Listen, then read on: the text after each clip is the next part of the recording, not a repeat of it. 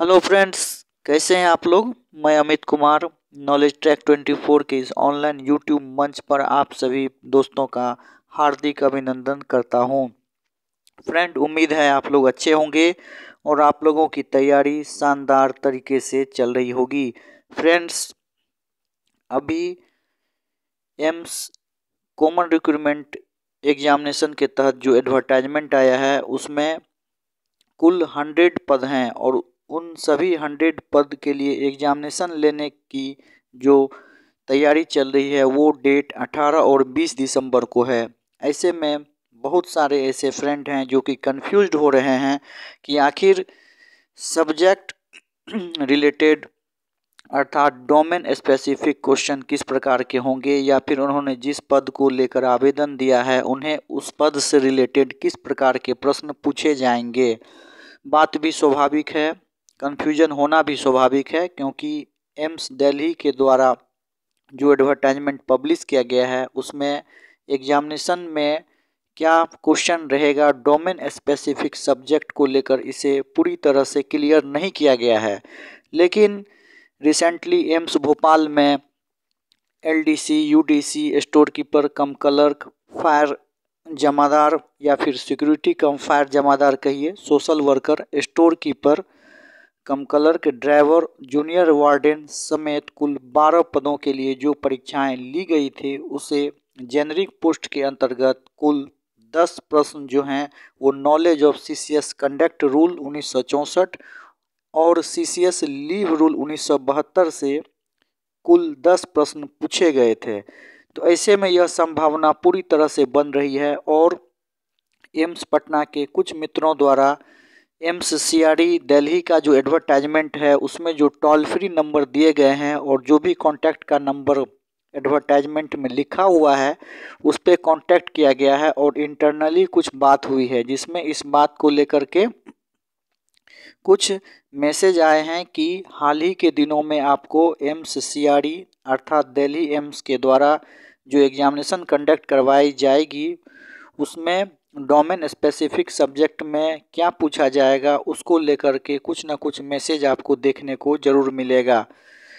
लेकिन चूंकि समय काफ़ी कम है ऐसे में आप उस नोटिफिकेशन का इंतज़ार ना करें। बेहतर होगा कि यदि आप एलडीसी, यूडीसी, स्टोर कीपर कम क्लर्क एवं AAO अर्थात असिस्टेंट एडमिनिस्ट्रेटिव ऑफिसर के साथ साथ एजुकेटिव असिस्टेंट या फिर जूनियर एडमिनिस्ट्रेटिव ऑफिसर पद के लिए आवेदन दिए हैं या फिर आप यूँ कहें तो किसी भी पद के लिए यदि आपने आवेदन दिया है तो सेंट्रल सर्विसेज रूल जिसके अंतर्गत conduct rule, leave rule, LTC rule, earn leave, casual leave, maternity leave, paternity leave, जितने भी लीव संबंधित रूल रेगुलेशन हैं गवर्नमेंट ऑफ इंडिया के वो सभी जो है आप निश्चित रूप से देख लें, क्योंकि अगर आप ये देख लेते हैं तो अगर इससे संबंधित प्रश्न आते हैं तो निश्चित रूप से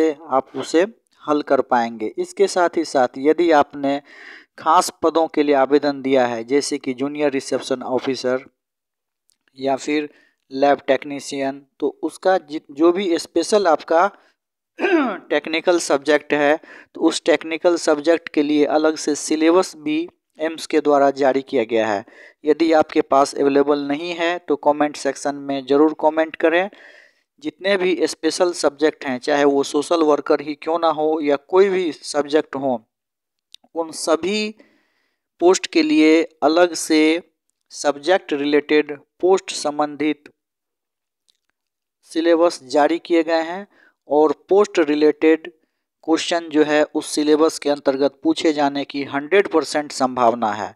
तो जैसे कि मान लीजिए आपने सोशल वर्कर का फॉर्म अप्लाई किया है या फिर आप मान लीजिए आपने जूनियर रिसेप्शन ऑफिसर का फॉर्म अप्लाई किया है या लैब टेक्नीशियन का फॉर्म अप्लाई किया है तो इन सभी जो भी पोस्ट के लिए आपने फॉर्म अप्लाई किया है उसका एक खास सिलेबस अवेलेबल है एम्स पर, एम्स के वेबसाइट पे। यदि आपके पास नहीं अवेलेबल है तो आप निश्चित रूप से कमेंट सेक्शन में कमेंट कीजिए।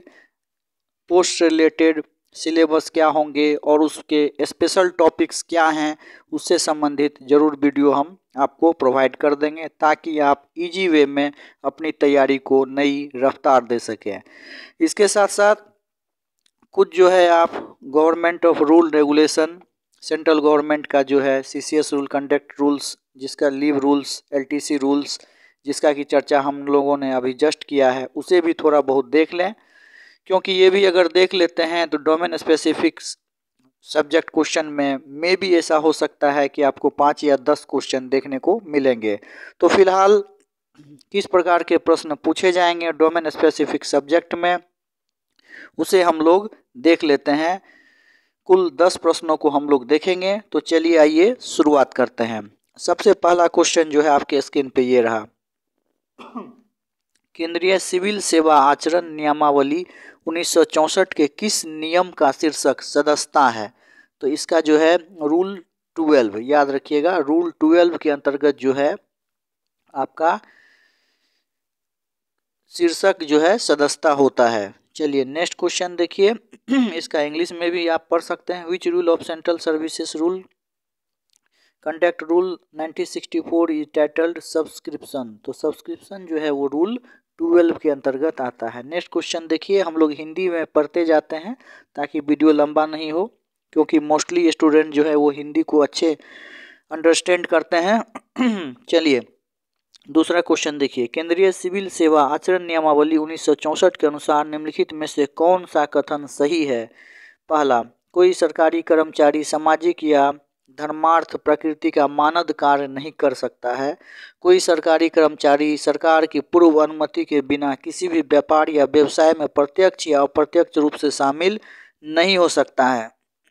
तो इसका जो है सही जवाब है ऑप्शन नंबर दूसरा, कि कोई भी सरकारी कर्मचारी सरकार की पूर्व अनुमति के बिना किसी भी व्यापार या व्यवसाय में प्रत्यक्ष या अप्रत्यक्ष रूप से शामिल नहीं हो सकता है। देखिए यदि आप केंद्रीय कर्मचारी बन जाते हैं या फिर किसी भी गवर्नमेंट, चाहे वो स्टेट में ही क्यों ना हो, गवर्नमेंट सर्वेंट हो जाते हैं, तो फिर क्या होता है ना कि आप कोई भी काम अगर करते हैं, चाहे अपना एग्जामिनेशन से संबंधित क्यों ना हो, या फिर आप नया फॉर्म ही एप्लीकेशन क्यों नहीं डाल रहे हो, या नया व्यवसाय कर रहे हो, व्यापार कर रहे हो, यहाँ तक कि आपका जो वर्किंग स्टेशन है उस स्टेशन को भी यदि आप छोड़ रहे हैं, तो उसके लिए भी संबंधित सूचना जो है आपको अपने संबंधित इंचार्ज या फिर HOD को देनी होती है।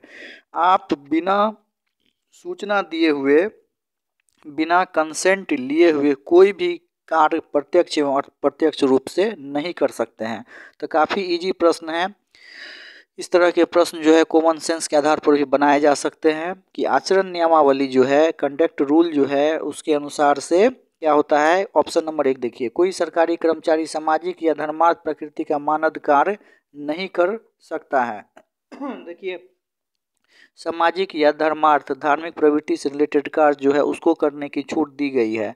आप एक मान लीजिए सरकारी कर्मचारी हैं, तो आप सामाजिक कार्य में भाग ले सकते हैं, बशर्ते कि आपका ड्यूटी प्रभावित नहीं हो। आप ड्यूटी के बाद सामाजिक कार्य में भाग ले सकते हैं, इसके लिए छूट दिया गया है। आप धार्मिक संस्था से भी जुड़ सकते हैं, लेकिन उसका प्रभाव जो है आपके ड्यूटी या फिर आप जिस संस्था में हैं उस पर नहीं पड़े, तो भी आप शामिल हो सकते हैं। लेकिन आप व्यवसाय या व्यापार नहीं कर सकते हैं, चाहे वो प्रत्यक्ष या अप्रत्यक्ष रूप से ही क्यों ना हो। तो सही जवाब जो है ऑप्शन नंबर दूसरा होगा। उम्मीद करता हूँ कि डिस्कशन से आप इस प्रश्न को समझ गए होंगे। नेक्स्ट क्वेश्चन देखिए, नेक्स्ट क्वेश्चन आपके स्क्रीन पे ये रहा। देखिए, विवाह जैसे अवसरों पर ग्रुप ए का कोई पद धारण करने वाला एक सरकारी सेवक अपने करीबी रिश्तेदारों या अपने उन निजी दोस्तों से उपहार स्वीकार कर सकता है जिसके साथ कोई आधिकारिक व्यवहार नहीं है, लेकिन यदि ऐसे उपहार का मूल्य ... रुपये से अधिक है तो उसे सरकार को सूचित करना होगा।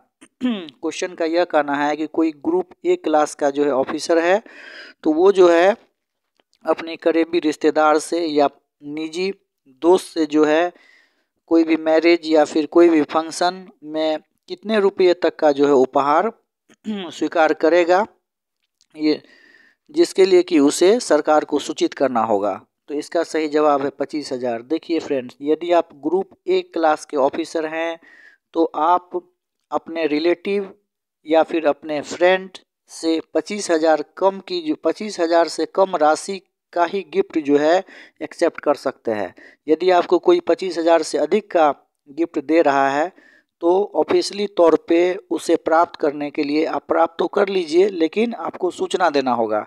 या फिर यूँ कहें तो 25,000 मूल्य से अधिक की गिफ्ट की राशि को लेने के लिए आपको गवर्नमेंट को सूचना देना होता है। यदि आप प्राप्त कर लिए हैं तो फिर आप एक इंटीमेशन देने का प्रावधान है।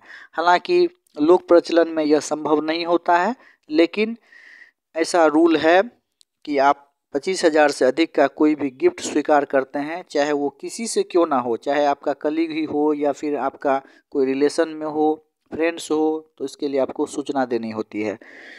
उम्मीद करता हूं कि यह प्रश्न भी आप समझ गए होंगे, और यदि यह प्रश्न फिर से रिपीट होता है तो निश्चित रूप से आप सही बनाएंगे।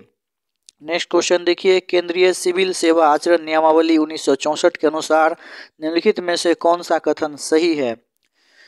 पहला नंबर ऑप्शन, कोई सरकारी कर्मचारी सार्वजनिक स्थल पर किसी भी मादक पेय या दवा का सेवन कर सकता है। कोई भी सरकारी कर्मचारी किसी मादक पेय या दवा का अत्यधिक मात्रा में सेवन कर सकता है। क्या ये आपको लगता है?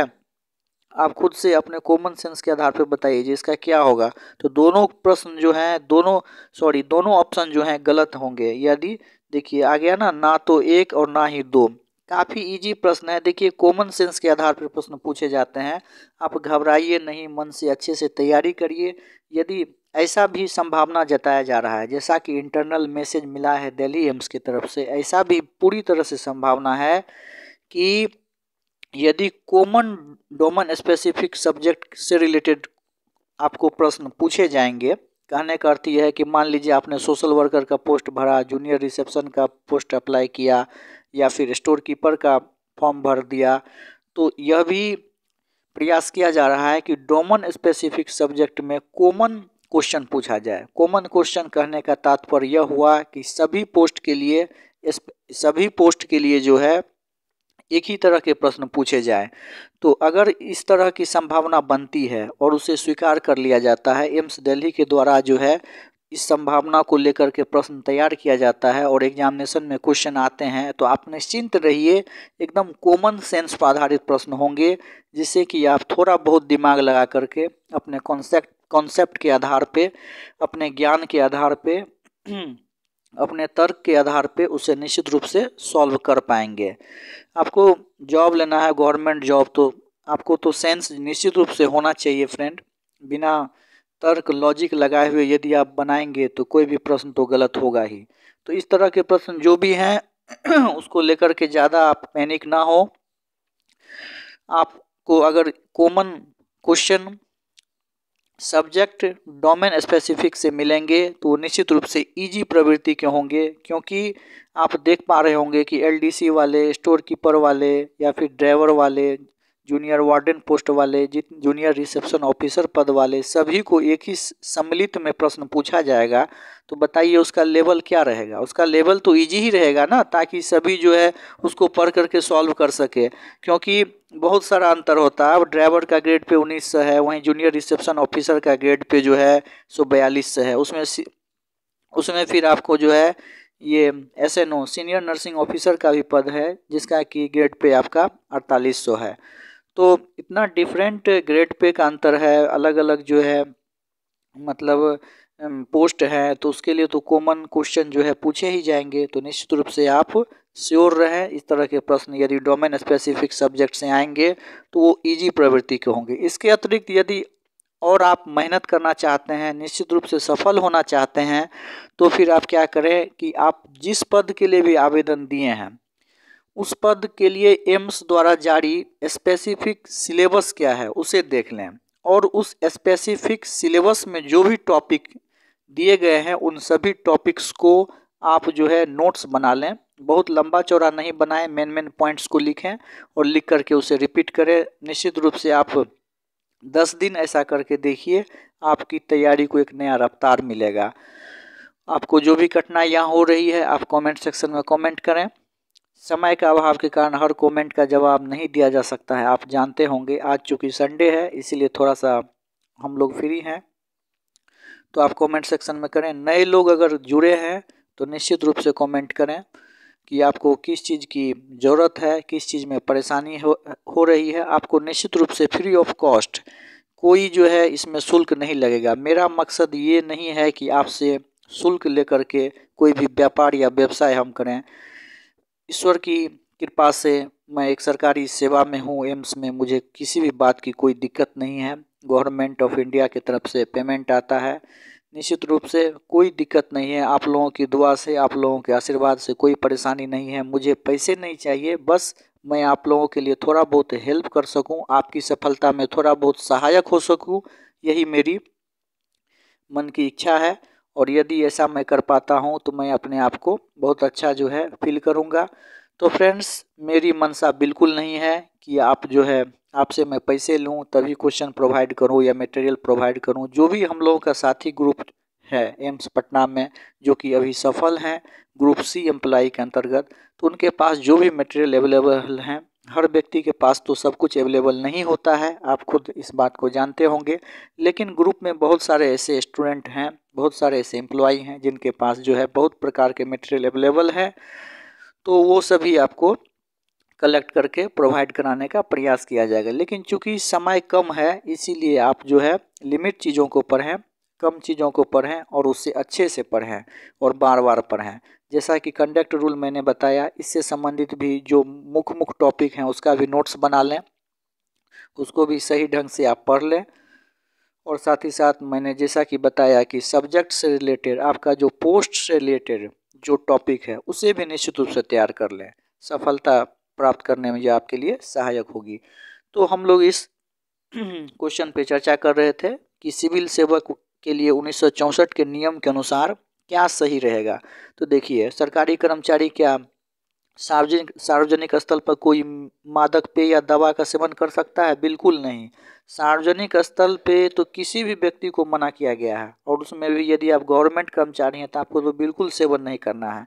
ऑप्शन नंबर दूसरा देखिए, सरकारी कर्मचारी किसी मादक पेय या दवा का अत्यधिक मात्रा में सेवन कर सकता है? बिल्कुल नहीं। सरकारी कर्मचारी है तो सार्वजनिक स्थल हो या फिर ड्यूटी स्थल हो, बिल्कुल आप अपने घर में भी जो है नहीं कर सकते हैं। अगर यह भी आप गवर्नमेंट के नज़र में या फिर आपके संस्था की नज़र में इस बात को लाइट में आता है कि आप जो है अपने घर में भी मादक पेय, दवा, शराब, अफीम या जो भी जितने भी मादक चीज़ हैं जिन्हें कि उपयोग नहीं करना चाहिए उसे आप यूज करते हैं, तो आपको जो है इंटीमेशन मिल सकता है, आप पर जो है कार्रवाई हो सकती है। तो चलिए, अब आप इस प्रश्न को समझ गए होंगे। तो दोनों ऑप्शन में से किसी को भी सरकारी कर्मचारी नहीं कर सकता है, तो सही जवाब इसका ऑप्शन नंबर चौथा होगा। चलिए नेक्स्ट वीडियो को हम लोग देखते हैं। क्वेश्चन नंबर ये रहा, केंद्रीय सिविल सेवा आचरण नियमावली 1964 के किस नियम का शीर्षक दहेज है? तो देखिए, डॉरी जो है उससे रिलेटेड ये क्वेश्चन है। यह प्रश्न ऐसे भी आपको आनी चाहिए। केंद्रीय सिविल सेवा आचरण नियमावली 1964 का नियम 13 का ए जो है, 13 का ए, उसमें दहेज को जो है प्रतिबंधित किया गया है। याद रखिएगा, 13 का ए। हो सकता है कि प्रश्न जो है रिपीट करें, क्योंकि जनरली यह देखा गया है, इससे पूर्व भी जो है क्वेश्चन जो गवर्नमेंट ऑफ इंडिया के रूल रेगुलेशन से डोमेन स्पेसिफिक सब्जेक्ट के अंतर्गत पूछे गए हैं, उसमें काफ़ी प्रश्न जो है को रिलेटेड करते हैं और बार बार रिपीट करते हैं, क्योंकि रूल रेगुलेशन तो बदलते नहीं हैं। वो जितने भी रूल रेगुलेशन हैं, हालांकि वो काफ़ी मात्रा में हैं, सबको आप स्पेशली ढंग से नहीं पढ़ सकते हैं इतने कम समय में, लेकिन जो मोस्ट इम्पोर्टेंट हैं उसे तो आप देख ही सकते हैं, पढ़ ही सकते हैं, याद कर ही सकते हैं। तो उसमें से जो मोस्ट टॉपिक होता है वो बार बार रिलेटेड होता है, बार बार रिपीट होता है। जैसा कि यह प्रश्न है दहेज से रिलेटेड, जो दहेज को जो है 1964 के सिविल सेवा आचरण नियमावली के किस नियम के अंतर्गत जो है प्रतिबंधित किया गया है? तो 13 का यह प्रश्न जो है कई बार विभिन्न परीक्षाओं में पूछे गए हैं। चलिए नेक्स्ट क्वेश्चन को हम लोग देखते हैं। नेक्स्ट क्वेश्चन है, केंद्रीय सिविल सेवा अवकाश नियमों के अनुसार जब तक राष्ट्रपति मामले की असाधारण परिस्थितियों को ध्यान में रखते हुए अन्यथा जब तक निर्धारित ना करें, किसी भी सरकारी कर्मचारी को डॉट डॉट वर्ष से अधिक की निरंतर अवधि के लिए किसी भी प्रकार की छुट्टी नहीं दी जाएगी। तो 5 वर्ष। देखिए यदि आप एक सरकारी सेवक हैं तो आपको चाहे कोई भी लीव क्यों ना हो, अर्न लीव हो, मैटरनिटी लीव हो, पैटर्निटी लीव हो, मेडिकल लीव लगा दीजिए या कैजुअल लीव, जो भी जितने, या एक्स्ट्रा ऑर्डिनरी लीव लगा दीजिए, जितने भी लीव हैं तो उन सभी लीव को लगा करके आप 5 वर्ष से अधिक छुट्टी नहीं कर सकते हैं। यदि 5 वर्ष से अधिक आप छुट्टी करेंगे तो फिर आपको छुट्टी नहीं दी जाएगी। तो याद रखिएगा कि चाहे जो भी लीव लगाइए, जितने भी लीव आपको मिलेंगे केंद्रीय कर्मचारी होने के नाते, तो वो सभी लीव काउंट होकर के 5 वर्ष से अधिक नहीं होने चाहिए। तो यही इसका सही जवाब था। तो 5 वर्ष से अधिक की छुट्टी नहीं दी जाएगी। नेक्स्ट क्वेश्चन देखिए। नेक्स्ट क्वेश्चन जो है, केंद्रीय सिविल सेवा अवकाश नियमों के अनुसार एक सरकारी कर्मचारी जिसने मेडिकल प्रमाण पत्र पर छुट्टी ली है वह तब तक नौकरी पर नहीं लौट सकता जब तक कि वह डॉट डॉट में मेडिकल फिटनेस प्रमाण पत्र प्रस्तुत नहीं करेगा। तो ये प्रपत्र 5 होता है। देखिए आप यदि मेडिकल लीव लेंगे तो नियम यह होता है कि जैसे आप मेडिकल लीव लिए, लीव लेकर के अपने इंचार्ज या एचओडी को सूचना दे करके आप लीव पे चले गए, तो जैसे ही आप फिट होकर के आए अर्थात ठीक होकर के आए तो फिर आपको क्या होगा कि सिकनेस एवं फिटनेस दोनों जो है प्रमाण पत्र लगा करके ऑफिस में जमा करना होगा। सिकनेस भी कि आप जो सिक हुए उसका क्या रीजन था, आपको कौन कौन सी दवाइयाँ चली या फिर उसमें क्या क्या प्रोसेस रहा, किस डॉक्टर ने आपको जो है ट्रीट किया, इन सभी बातों को आपको सिकनेस सर्टिफिकेट में लिखना होगा या सिकनेस रिपोर्ट में लिखना होगा। और फिर फिटनेस आपको सर्टिफिकेट देना होगा या फिटनेस रिपोर्ट भी इसे कह सकते हैं, फिटनेस रिपोर्ट भी आपको देना होता है। तो सिकनेस एवं फिटनेस दोनों जो है देना होता है। तो इसमें फिटनेस जो है वह प्रपत्र 5 के अंतर्गत आता है। प्रपत्र 5 जो है वो फिटनेस से संबंधित होता है। चलिए उम्मीद करता हूँ कि यह प्रश्न भी आपको समझ में आ गए होंगे। नेक्स्ट क्वेश्चन देखिए जो कि 98 नंबर है। केंद्रीय सिविल सेवा अवकाश नियमों के नियम 7 और 39 के प्रावधानों और उप नियम 1 और 3 के अधीन भारत में नियोजित किसी भी सरकारी कर्मचारी के मामले में एक समय में दी जाने वाली अधिकतम अर्जित छुट्टी कितने दिनों की होगी। देखिए यदि आपकी पोस्टिंग भारत में है और आप एक केंद्रीय सिविल सेवा के कर्मचारी हैं, ऑटोनोमस ऑर्गेनाइजेशन भी सिविल सेवा के अंतर्गत ही आता है, जैसा कि एम्स है वो भी जो है सेंट्रल ऑटोनोमस ऑर्गेनाइजेशन है। एक केंद्रीय कर्मचारी को जितने भी वेतन भत्ते सुविधाएं मिलती हैं वो सारी सुविधाएं भी आपको एम्स की जॉब में मिलेंगी, नो डाउट। तो क्या नियम है कि केंद्रीय सिविल सेवा अवकाश के अंतर्गत यदि आपकी पोस्टिंग भारत में एक केंद्रीय कर्मचारी होने के नाते, चाहे वो ऑटोनोमस का हो या फिर फुल्ली केंद्रीय कर्मचारी हो, जैसे कि रेलवे वाले, एसएससी वाले कहिए, वो सभी फुल्ली केंद्रीय कर्मचारी होते हैं, तो आपकी पोस्टिंग कहीं भी क्यों ना कर दी गई हो इंडिया के अंतर्गत, तो एक समय में जो है अधिकतम आपको अर्न लीव 180 दिन से अधिक नहीं दी जाएगी। यह प्रश्न कई बार परीक्षा में पूछा गया है। इससे पूर्व एम्स पटना के द्वारा AAO LDC के जो प्रश्न पत्र पूछे गए थे उसमें भी यह प्रश्न देखने को मिला था। साथ ही साथ जूनियर ऑफिसर, जूनियर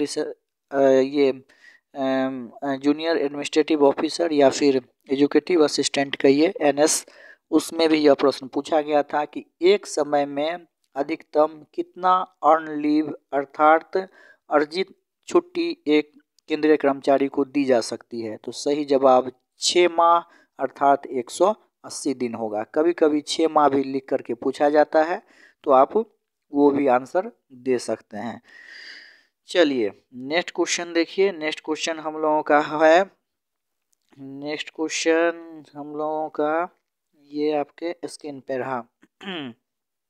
देखिए क्वेश्चन कहता है केंद्रीय सिविल सेवा अवकाश नियमों के अनुसार अर्जित छुट्टी को सेवा के प्रत्येक पूर्ण कैलेंडर माह के लिए डॉट डॉट दिन की दर से सरकारी कर्मचारी के अवकाश खाते में जमा किया जाएगा, जिससे वह उस कैलेंडर वर्ष के आधे वर्ष में प्रदान करने की संभावना रखता है जिसमें वह नियुक्त है। तो 2.5 इसका सही जवाब होगा आपका 2.5। देखिए कैसे होगा 2.5 मैं आपको बताता हूँ।